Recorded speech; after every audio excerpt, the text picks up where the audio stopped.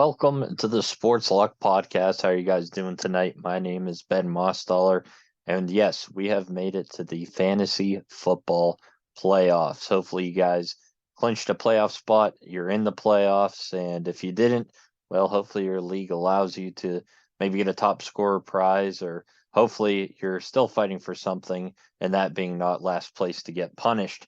So I do multiple leagues, and it looks like I will not be in last in any of them, but I am in the playoffs in a couple and am looking to win me some cash prizes and, be crowned the fantasy football champion.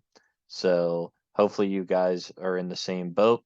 And, week one of the playoffs can mean a lot. You either have a bye, so you get to rest your guys, or you got to win to stay in. So I got some predictions for you as far as daily fantasy start sit, and of course I'll be doing my weekly predictions and sports bets for you as well.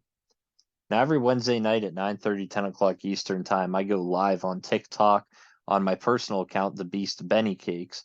That is because my Sports Talk podcast account doesn't have enough followers to go live.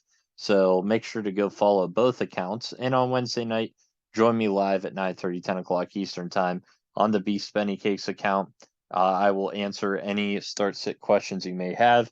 Now it's the playoffs. This is very crucial and key, and we've been getting a lot of love and support on there. Last week we had 10,000, the week prior 25,000. So it's been great. So hopefully, if you're coming from over on TikTok, thank you for subscribing and listening to the podcast. I'll be doing it every week through the rest of the season to help you try to win your leagues. So let's move on. And we got to talk about week 14. Unfortunately, I don't want to. It was bad. One of the worst of the year for me. 6-7 on our predictions, 4-9 on the spread, 6-7 on the over and under, and our locks went blank. So there's just a key. We're looking for the lock here on the podcast. Only 0-4 on the locks. That might be the first 0-4 we had all year. In the daily fantasy, it didn't really pan out as much as we wanted it to, as good as we wanted it to. Geno Smith, he did his job. He was 8th overall as a quarterback this past weekend. 3 touchdowns, 264 yards, but 2 interceptions hurt him. He would have been near the top 5 there if he wouldn't have thrown those picks.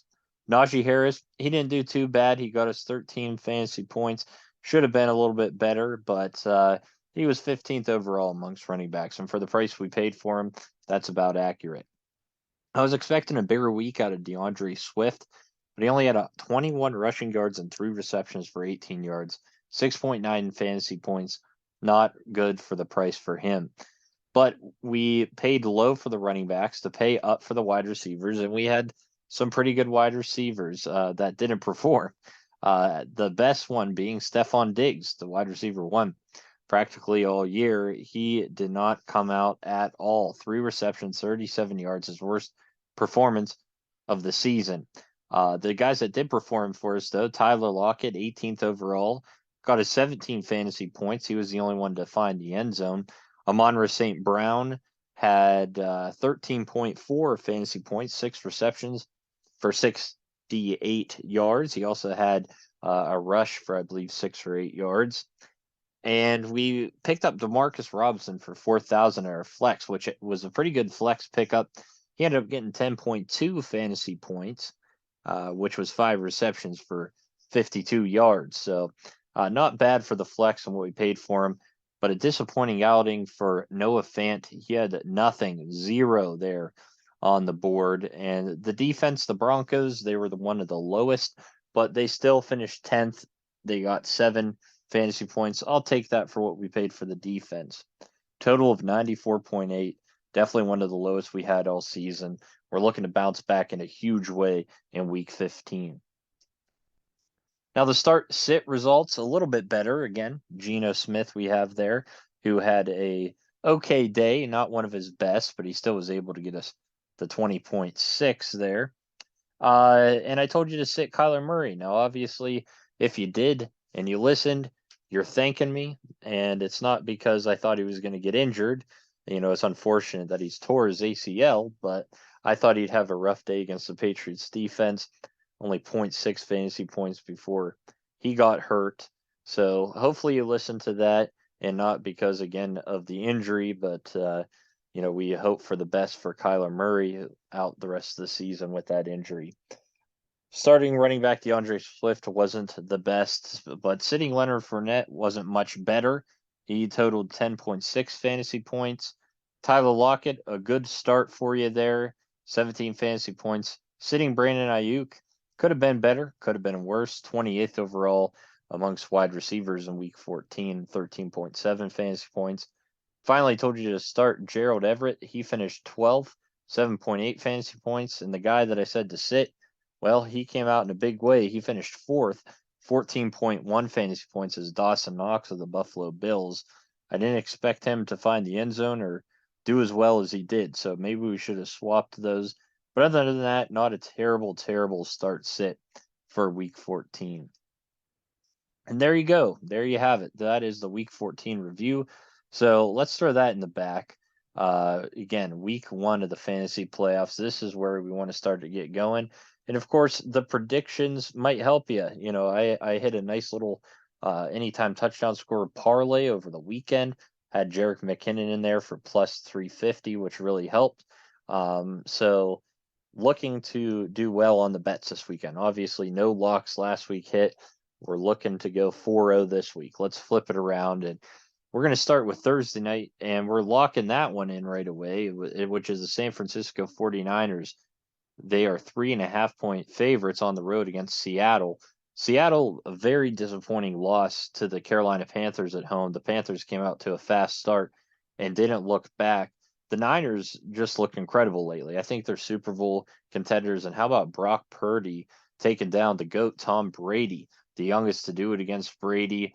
I'm locking in San Francisco minus 3.5. I think if Carolina can go up to Seattle and do it, this talented San Fran team can do so as well. The over-under is 43.5. I'm going to play under.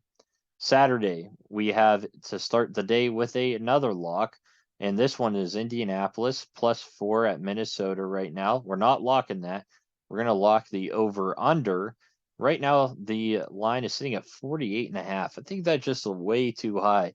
Indianapolis is yet to hit like 20 points in quite a while. Minnesota I see it being somewhere like a 21-17 game possibly, which is going to hit that under easily. Lock in under 48.5 between the Minnesota Vikings and the Indianapolis Colts. But to win, I'll take Minnesota, and if I'm betting the spread, I will have them cover those 4 points. I think they bounce back with that disappointing loss to Detroit last week. Saturday afternoon, we have the Ravens at the Browns. Right now, the Browns are 3-point favorites. Injury at the quarterback position for Baltimore Ravens. That is going to hurt them going into Cleveland. I think Cleveland comes up with a big win here and pushes Baltimore maybe out of first place against the Bengals. I think that the Bengals do win this week, which would happen. But give me Cleveland to win at home, -3, and I'm playing under 37.5. We're already to our third lock of the week. This is Miami at Buffalo, and we're going to play over in this one, over 42. Both of these offenses are talented. The defenses have been slacking of late. I think that there'll be some points put up on the board. So it's going to hit just slightly over 42. That's why I'm locking in the over. I will take Miami to cover +7.5. I think this is a competitive, higher scoring game. And so take Miami +7.5, but Buffalo to win. Next, to start the Sunday slate of games, Sunday afternoon, we have Philadelphia at Chicago. And we're going to lock in our fourth lock of the week, and that's Philadelphia -9 at Chicago. Look, Philadelphia has been just destroying teams, blown out the Titans and the Giants the last 2 games. This 3-win Chicago team, yeah, they've shown a little glimpses of hope, but in reality, they're 3-10. I think Philadelphia handles that by at least 10. So locking in -9, playing the under in that one of 48.5, because I think it's going to be all Philly. That defense, that offense, just an incredible team there. A good group of young guys. I think they continue to dominate this week. Atlanta at New Orleans Saints. Any of these teams have a chance to win their division. All teams under 500. So a big game for all of them. I think the Saints, though, get it done at home. -4 is what I would play. Lock that in for them to win. Over under, I'm doing under 43. Detroit at the Jets right now. Excuse me. The Detroit Lions are 6-7 right now, taking on the 7-6 Jets. 1-point favorites. I like the Lions this weekend on the road. The Lions have only lost one game in their last 7, so I'm taking them. I think the Jets, and with the injury concerns to White at quarterback, is going to hurt them. I think this is a fun, high-scoring game, but ultimately, this Detroit team's on a little bit of a run. If they can find a way to make the playoffs, watch out. So Detroit -1 and over 44.5. Next, we have the Pittsburgh Steelers, the 5-8 Pittsburgh Steelers at the 5-8 Carolina Panthers. The Panthers are 2.5-point favorites at home, coming off a big win against the Seahawks. The Steelers losing a disappointing one to the Ravens with the injury to Kenny Pickett. I see it this way: if Pickett plays, they have a chance to win. If he doesn't play, Carolina is who I'm taking, -2.5 and under 38.5 points. Not many points will be put up there. It's going to be a boring one on Sunday afternoon, as most Steeler games have been. So a game I won't be really tuning into, even though I am a Steeler fan. But give me Carolina to win this one, -2.5 at home. Dallas travels to Jacksonville, 17-point favorites last week against the Texans. Barely got the job done, squeaked by on a last-second touchdown. Dallas is 4.5-point favorites on the road at Jacksonville, and Jacksonville a nice win against the Titans in Tennessee last weekend. I'm going to take Dallas -4.5. I think they have a bounce back week, and I'm going to play under 47.5. I don't think we get to that high. A great Dallas defense, and I just see it being a little bit lower than that, somewhere in the lower 40s. Kansas City also 10-3, 14-point favorites at Houston. I think Kansas City can get the job done, unlike Dallas, covering that double-digit spread of last week. Kansas City gets it done this week, 3 points shorter at 14. I think Houston falls to them, and it's an easy win for Kansas City. Playing under 49 because the points are going to come from Kansas City and not much from Houston. Arizona +3 at Denver. Of course, we talked about Kyler Murray and his injury. I think that really hurts Arizona this week. Denver competed against the Chiefs last week. They only lost by 6, surprising to me. But I think the 3-10 Denver Broncos, they ended up getting this one done at home. I think it's a low-scoring affair. 36.5 points is what we're looking at. I'd play under, and Denver gets the win. The Patriots travel to Las Vegas. They're 1-point favorites. I really liked the Patriots this week. They were able to go on the road and handed the Arizona Cardinals a loss on Monday Night Football. The Las Vegas Raiders have a high-power offense, but the Patriots have the number 1 defense. Defense wins championships. I think they go on the road and at least win by 1. So give me the Patriots to win, -1 and under 44.5 points. Tennessee is +3 at the Los Angeles Chargers. Tennessee has got blown out in their last 2 games. The Chargers winning a good one against the Dolphins on Sunday Night Football. So give me the Chargers, now that they're healthy, to win -3 and play the under of 46.5. Tennessee struggling to put up points. The Chargers defense is looking a little bit better. With that being said, I like the Chargers. The Cincinnati Bengals are 3.5-point favorites on the road against the 6-7 Tampa Bay Buccaneers. The Bucs looking to get back to 500. I don't think they can do so. That team has been struggling really bad this year. Cincinnati has hit a little bit of a hot streak. So give me Cincinnati -3.5 to win, to take back over the AFC North and play over 44 points. I think Cincinnati can put up some points there. Next, for Sunday Night Football, we have a rematch just 2 weeks ago of the Giants and Commanders game that ended at a tie. 7-5-1 are both teams. Washington 4.5-point favorites at home. It ended in a tie last time. I think it's going to be close once again, a field goal game. So give me the Giants to cover the 4.5. Give me Washington to win this football game. I think that they get the last laugh here, and they improve the record to 8-5-1. I'm playing over 40 points. I like how it set at 40. It was 20-20 the last game, so I think these offenses are to come out firing a little bit better. So give me over 40. And lastly, we have the Rams at the Packers. Right now, the Rams are a touchdown underdog on the road, and the over-under set at 39.5, slightly play over. I'm going to take the Rams to cover that 7. I think that they will be able to compete. They were able to have a nice comeback drive. Baker Mayfield looked great in his debut last week with only 2 days notice that he was going to be playing after getting picked up by the Rams. And the Packers, I think, will be a little slow coming out of the gate. So give me the Rams to cover, Green Bay to win, though, and over 39.5. Those are the predictions for week 15. Let me know what you think in the comments below. Now let's take a look at our daily fantasy lineup for week 15. And we're going to start with quarterback Dak Prescott. I am going to be taking him. I love the price of 6,200. He's got a nice little matchup against the Jaguars. So for that price, lock me in. We then move on to 2 running backs this week, and we're going to pay low for them again. But these are 2 phenomenal running backs in the last few weeks. And we're going to start with Zonovan Knight, who's the Jets running back, who has just been killing it in the run game.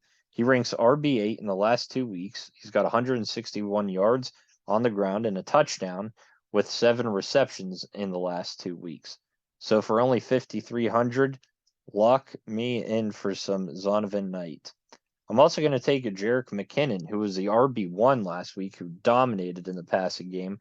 7 receptions, 112 yards, and 2 touchdowns. He's got to be in your lineup. I know he's not the starter behind Pacheco, but he has been getting the most receptions, and those screens that they've been thrown to him have been phenomenal. Now, granted, the 2 touchdowns he had, especially the one, was just an insane underhand throw by Patrick Mahomes, but he's been getting the volume, and for that price, I will take that risk. So then we move on to our wide receivers, and we start with the guy that's pretty much in my lineup every week, and that's Amon-Ra St. Brown. Again, the reception hog that he is this week, I think, has a nice little matchup against the Jets. I think he'll get you at least 6 to 8 receptions and a touchdown this week. Also, give me Keenan Allen. He's back. He's healthy. He's looking like the Keenan of old. He had a week 14 high 12 receptions for 92 yards. I think, again, he finds the end zone this week finally, and he has a good game for himself. And that offense has a nice little day against the Titans defense that has looked god awful the last couple of weeks. We're then going with another Chief, and that is wide receiver Juju Smith-Schuster. I think he's getting back into a rhythm after that injury he just came off of. He had 9 receptions for 74 yards on the touchdown last week against his Texans defense. I think he will get you some nice points there as well.